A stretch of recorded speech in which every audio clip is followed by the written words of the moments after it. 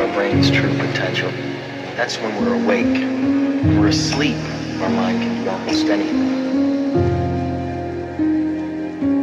Now in a dream, our mind continuously does this. We create and perceive our world simultaneously, and our mind does this so well that we don't even know what's happening.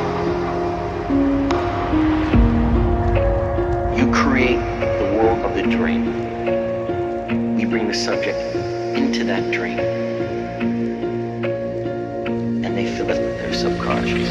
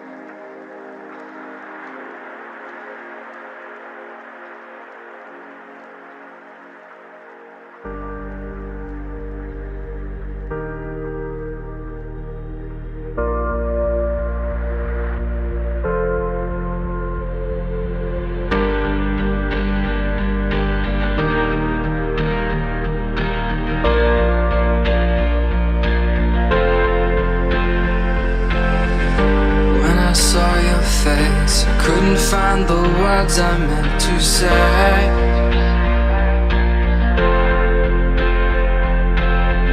Stuck inside myself, broken down in every single way.